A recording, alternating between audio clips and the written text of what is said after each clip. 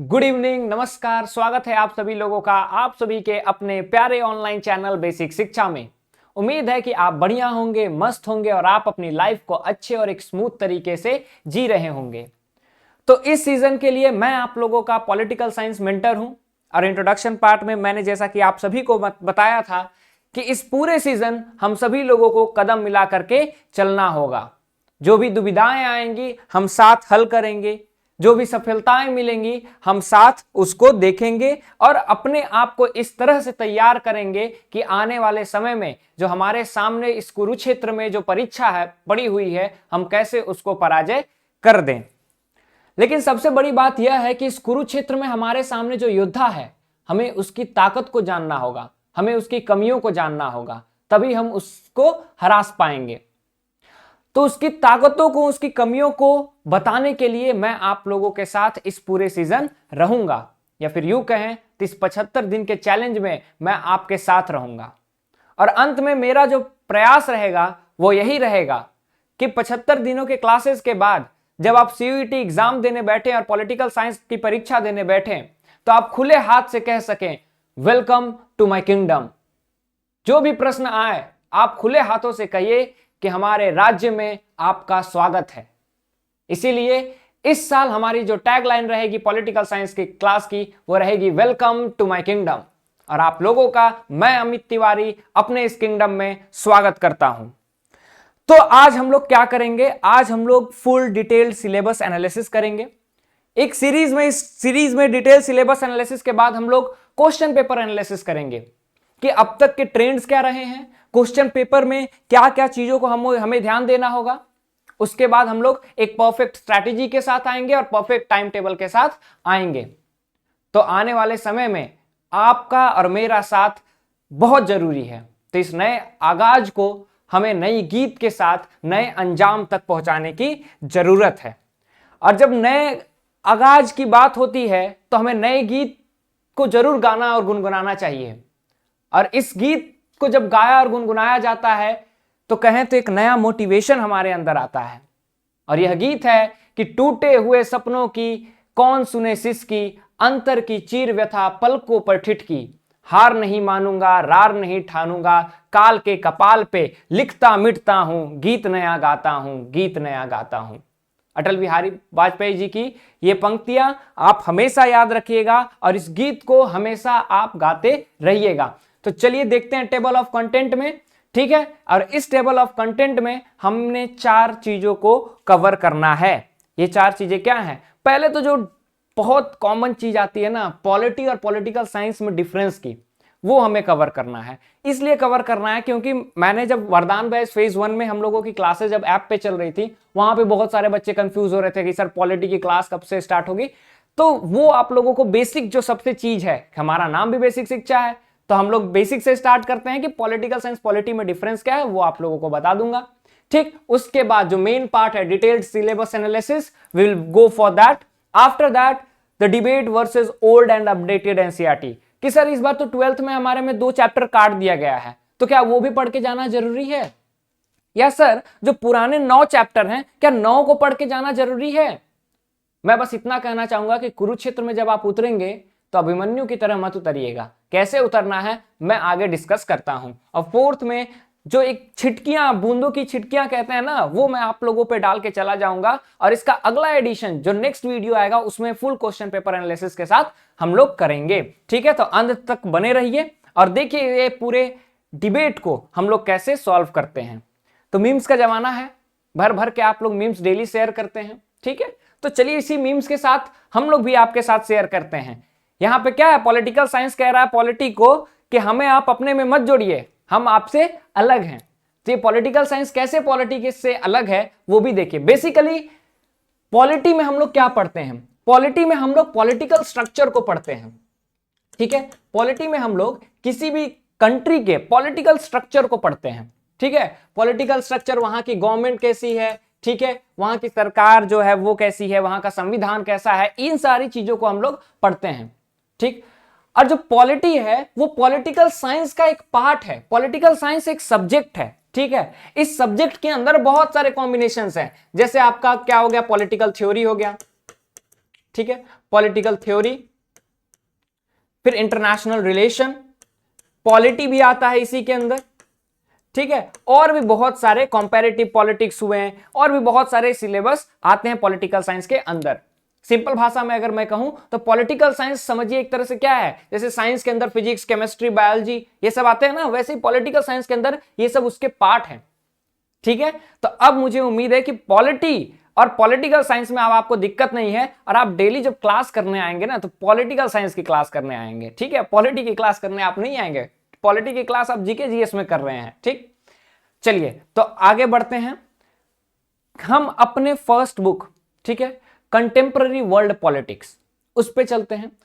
Syllabus start करने से पहले मैं आपको एक चीज कंफर्म कर दे रहा हूं कि जो डिबेट आप लोगों के बीच है, जो थर्ड हमारा कंटेंट था कि सर जो चैप्टर्स कट चुके हैं उनको पढ़ना जरूरी है या नहीं है, एक चीज मैं डैम श्योर आपको लिख के दे देता हूं कि जो सेकेंड, मान लीजिए आप कह रहे हैं कि सर सेकेंड वाला चैप्टर हमारे में है, फर्स्ट चैप्टर नहीं है, ठीक। एक बात बताइए, ये सेकेंड चैप्टर आपको समझ में कैसे आएगा जब तक आप फर्स्ट चैप्टर को पढ़ेंगे ही नहीं? तो कभी भी ना लड़ाई आधे तैयारी के साथ मत लड़िए।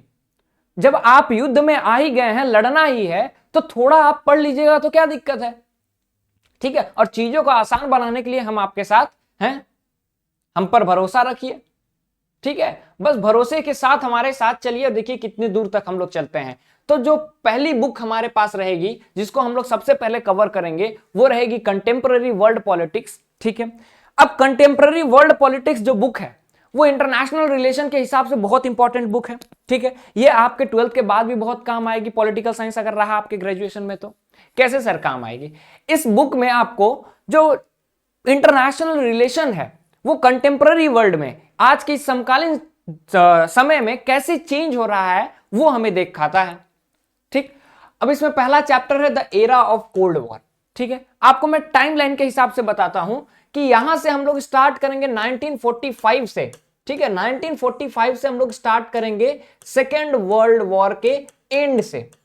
जब हम सेकेंड वर्ल्ड वॉर के एंड से स्टार्ट करेंगे कि जैसे ही सेकेंड वर्ल्ड वॉर खत्म हो रहा था, अपने कगार पे था, तो उस वक्त क्या हमारे सामने सिनेरियो थे, कैसे दो सबसे बड़े ताकत हमारे सामने आके खड़े होते हैं। एक का नाम अमेरिका, दूसरे का नाम यूएसएसआर, ठीक है। अमेरिका 2 परमाणु बम लगातार कहां पे, एक जापान में हिरोशिमा, एक नागासाकी में गिराता है, और वो पूरे दुनिया को बताता है कि व्हाट एक्चुअली अमेरिका इज।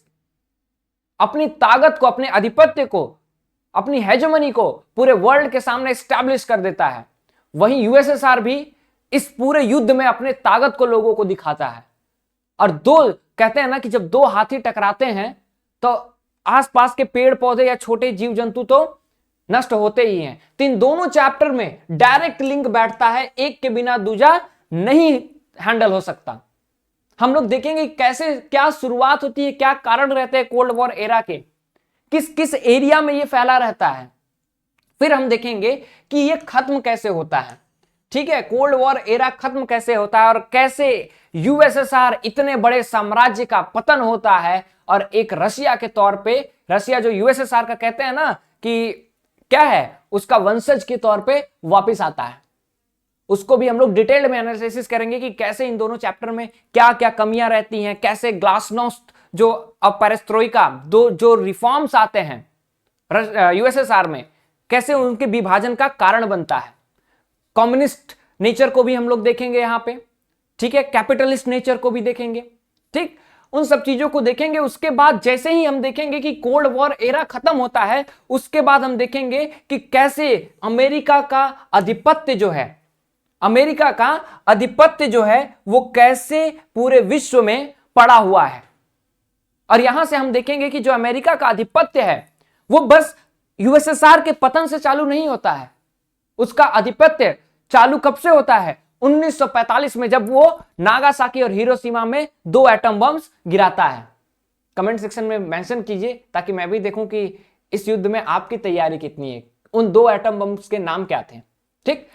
वो 2 एटम्स बम के साथ ही उसकी आधिपत्य जो है, हेजेमनी जो है, वर्ल्ड रिकॉग्नाइज करती है कि yes there is some powerful country that exist in the world and the name of the country is the one and only United States of America. ठीक, आगे हम लोग बढ़ेंगे। आगे बढ़ के हम लोग देखेंगे कि जब अमेरिका का हेजेमनी, आधिपत्य यहां पे स्टैब्लिश होता है तो उसके बाद क्या बस उसी की हेजेमनी रहती है? तो हम लोग चौथे चैप्टर पे आएंगे और देखेंगे नहीं, अमेरिका की जो आधिपत्य है उसको चैलेंज देने के लिए कौन रहता है? चाइना, ठीक है, रशिया, ठीक, उसके बाद ईयू, ठीक है, और इंडिया, ठीक है। तो अल्टरनेट सेंटर्स ऑफ पावर को हम लोग देखेंगे कैसे ईयू एमर्ज होता है, कैसे चाइना एमर्ज होता है, चाइना में क्या क्या चेंजेस आते हैं, कैसे चाइना एमर्ज होता है, उन सब चीजों को हम लोग देखेंगे। कंटेम्पररी साउथ एशिया, फिर हम देखेंगे कि जैसे अल्टरनेट सेंटर ऑफ पावर पश्चिम में बन रहा था उसी तरह साउथ एशिया में क्या क्या होता है, ठीक है। साउथ एशिया में हम लोग देखेंगे कि कैसे साउथ एशिया के जो देश हैं वो कैसे अपना एक नया संगठन बनाते हैं मिलके काम करने की। जैसे यूरोपियन यूनियन मिलके काम कर रहा था, उतना बड़ा सक्सेसफुल यूनियन बना, उस तरह से हम देखेंगे कैसे साउथ एशिया भी अपने आप को एक करने की कोशिश करता है, ठीक। फिर हम देखेंगे कि ऐसे जब अलग अलग देश मिलकर के एक नया ऑर्गेनाइजेशन बनाने लगते हैं तो उस वक्त इंटरनेशनल ऑर्गेनाइजेशन की क्या महत्व रह जाती है। यहां पे हम ब्रीफली किसको पढ़ेंगे? यूनाइटेड नेशंस को पढ़ेंगे और इंटरनेशनल ऑर्गेनाइजेशंस को पढ़ेंगे, लेकिन ब्रीफली हम किसको पढ़ेंगे? यूनाइटेड नेशंस को पढ़ेंगे कि उसकी क्या कमियां हैं, उसमें क्या बदलाव की आवश्यकता है, ठीक है। उसके बाद हम जब आगे बढ़ेंगे तो हम लोग देखेंगे कि सिक्योरिटी जो 1945 में जहां पे इंटरनेशनल रिलेशन का हम कहते हैं ना आधिपत्य यूएसएसआर और यूएसए की स्टार्ट होती है, कोल्ड वॉर स्टार्ट होता है। जब युद्ध स्टार्ट होता है तो युद्ध में सुरक्षा की जिम्मेदारी क्या होगी, सुरक्षा के पैरामीटर्स क्या क्या हैं, and what actually security means. क्या सिक्योरिटी का मतलब बस इतना ही है कि हमारे ऊपर बंदूक नहीं चल रही है, हमारे ऊपर तोप नहीं चल रही है तो हम सिक्योर हैं, या फिर हमें अपने भूख को भी मिटाना है, ये भी सिक्योरिटी हमें चाहिए, उसको देखेंगे। उसके बाद हम देखेंगे कि सिक्योरिटी के बाद जो सुरक्षा है वो बस सुरक्षा बंदूक से चाहिए या सुरक्षा हमें पॉल्यूशन से भी चाहिए, सुरक्षा जो आइसबर्ग्स पिघल रहे हैं उनसे भी हमें चाहिए। तो हम लोग आ जाएंगे इन्वायरमेंट एंड नेचुरल रिसोर्सेज में कि कैसे इन्वायरमेंट हमारे लिए एक मेजर रोल प्ले करता है। और किसी ने कहा है कि जो तीसरा विश्व युद्ध लड़ा जाएगा वो कहीं ना कहीं पानी के लिए ही लड़ा जाएगा। तो देखेंगे कि इन्वायरमेंट और नेचुरल रिसोर्सेज का महत्व क्या है। After that we are going to focus on the globalisation. What does actually globalisation means? वैश्वीकरण होता क्या है? What are its implications? उसके इंप्लीकेशंस क्या क्या हैं? वो किन किन एरियाओं में फैला है? उसके परिणाम क्या क्या हुए? ठीक है, उन सब चीजों को हम लोग देखेंगे और इन 9 चैप्टर्स को अच्छे से कंप्लीट करने के बाद हम चलेंगे अपने दूसरे बुक की तरफ। और इस दूसरे बुक की तरफ क्योंकि हम भारत में पढ़ रहे हैं तो 1947 के बाद हम भारत की राजनीति को समझेंगे। हम समझेंगे कि कैसे 1947 के बाद जब भारत आजाद हुआ, अब भारत पे जो 3 सबसे बड़े प्रश्न चिन्ह उठे वो पहले पार्ट में हम पढ़ेंगे, चैलेंजेस ऑफ नेशन बिल्डिंग। 3 प्रश्न सबसे पहले उठते हैं भारत के ऊपर। क्या भारत एक लोकतांत्रिक देश बना रहेगा? क्योंकि इतनी डाइवर्सिटी है, with so much diversity it's next to impossible to establish a country, और you can say to establish a democratic country. लेकिन आज प्राउडली आजादी के इतने साल बाद भी हम कह सकते हैं कि हम एक लोकतांत्रिक देश हैं, and we are not a democratic country just on the paper. हम लोग एक लोकतांत्रिक देश जो है हकीकत में है। और इसमें दूसरा हम जो प्रश्न देखेंगे, 3 प्रश्न देखेंगे जहां पे हम लोकतंत्र पे प्रश्न उठेगा, उसका हल हम देखेंगे era of one political dominance में, कि कैसे एक पार्टी का डोमिनेंस रहता है। कांग्रेस जो कहते हैं Indra is India and India is Indira, या फिर Nehru is India and India is Nehru, तो कैसे कांग्रेस का आधिपत्य रहता है। हम देखेंगे कि कांग्रेस का इलेक्शंस में आधिपत्य रहता है, इसलिए कांग्रेस क्या करती है, संविधान बदल के अपने आप को सबसे बड़ा पार्टी नहीं बताती है। यह चुनाव गलत तरीके से जीत के नहीं आती है, लोग चुनते हैं। यह हमारे लोकतंत्र को मजबूत करेगा। और इस पहले पार्ट में हम पढ़ेंगे कि कैसे भारत का एकीकरण होता है, कैसे अलग अलग राज्य 565 रियासतों में बांट के चला गया था जब इंग्लैंड हमें, तो हम कैसे एक होते हैं। और तीसरे पार्ट में हम पढ़ेंगे कि पॉलिटिक्स ऑफ प्लान डेवलपमेंट। जब भारत ने अपना एकीकरण किया, भारत की राजनीति स्टैब्लिश हो गई, तो भारत अब क्या कर रहा है? भारत अब अपने अर्थशास्त्र को बढ़ाने की कोशिश कर रहा है, अपने अर्थव्यवस्था को बढ़ाने की कोशिश कर रहा है। और उस अर्थव्यवस्था को बढ़ाने के लिए जो भारत में राजनीति चलती है उसको देखेंगे। 5 ईयर प्लान्स को हम लोग देखेंगे, शॉर्ट ट्रिक से कैसे 5 ईयर प्लान्स को कवर करना है हम उसको भी देखेंगे। ठीक है, उसके बाद हम देखेंगे कि भारत की विदेश नीति क्या है। भारत की विदेश नीति में बेसिकली हम लोग देखेंगे कि कैसे हम बात कर रहे हैं कि भारत की विदेश नीति में हम क्या क्या बातें कर रहे हैं। जैसे भारत की विदेश नीति में हम बात करेंगे वसुधैव कुटुंबकम की, हम बात करेंगे कि पूरा विश्व हमारा परिवार है।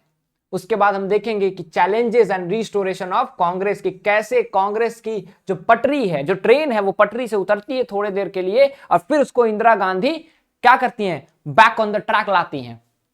और उसी से मिलता जुलता चैप्टर हम देखेंगे कि crisis of the democratic order, कि जब इंदिरा का दौर स्टार्ट होता है तब हम देखेंगे कि किस तरह से उनको दुर्गा का रूप क्यों कहा गया, किस तरह से उन्होंने 2 देश को ही बांट के रख दिया, एक नए देश का निर्माण कर दिया। ठीक है, इन सारी चीजों को हम कहां देखेंगे? क्राइसिस ऑफ डेमोक्रेटिक ऑर्डर में देखेंगे। और इतने इंटरेस्टिंग क्लासेस होंगी कि आप पहली क्लास देख के ही कहेंगे सर बहुत तगड़ा। ठीक है, अब सारी चीजों को आगे लेके चलते हैं। हम देखेंगे कि राइज ऑफ पॉपुलर मूवमेंट, कि भारत की राजनीति में कि जितने आंदोलन हुए हैं क्या वो एक राजनीतिक आंदोलन रहे हैं या फिर कुछ ऐसे भी आंदोलन रहे हैं जैसे चिपको आंदोलन। ठीक है, शराबबंदी के खिलाफ जो आंदोलन चला औरतों का, वो कोई राजनीतिक आंदोलन नहीं था। और आंदोलन कैसे, एक सिंपल आंदोलन कैसे राजनीतिक मोड़ लेता है, राजनीति को किस तरह बदलता है, उस पर भी हम लोग ध्यान देंगे। और उसको ध्यान देने के बाद हम चलेंगे रीजनल एस्पिरेशंस पर, कि कैसे भारत के अलग अलग राज्यों से भारत से अलग होने की मांग की जाती है कभी कभी, और कभी कभी यह मांग की जाती है कि उनको कुछ और आजादी दी जाए। यहां पे हम कश्मीर को देखेंगे, यहां पे हम पाकिस्तान को देखेंगे, पाकिस्तान में जो खालिस्तानी मूवमेंट का राइज होता है वो देखेंगे। हम देखेंगे कैसे जनरल सिंह भिंडरावाला को मारने के लिए ऑपरेशन ब्लू स्टार होता है और उसके कारण इंदिरा गांधी की मौत होती है और जिसके कारण दिल्ली के दंगे होते हैं। उन सारी चीजों को हम रीजनल एस्पिरेशंस में देखेंगे। बेसिकली रीजनल एस्पिरेशंस में हम 1984 तक को कवर करेंगे। रीजनल एस्पिरेशंस में हम देखेंगे कि कब तक कैसे इंदिरा गांधी की मौत के बाद जो राजनीति चलती है वो कैसे चलती है, और उसकी शुरुआत होगी recent development in the Indian politics से, कि अभी भारत की राजनीति में क्या डेवलपमेंट्स हुए हैं। ठीक है, 1985 में पहली बार राजीव गांधी चुन के आते हैं, 1984 में मौत होती है इंदिरा गांधी की और उसके बाद क्या होता है, राजीव गांधी चुन के आते हैं प्रचंड बहुमत के साथ। लेकिन 1989 के बाद आज तक कांग्रेस प्रचंड बहुमत के साथ या पूर्ण बहुमत के साथ कभी सरकार नहीं बना पाई है।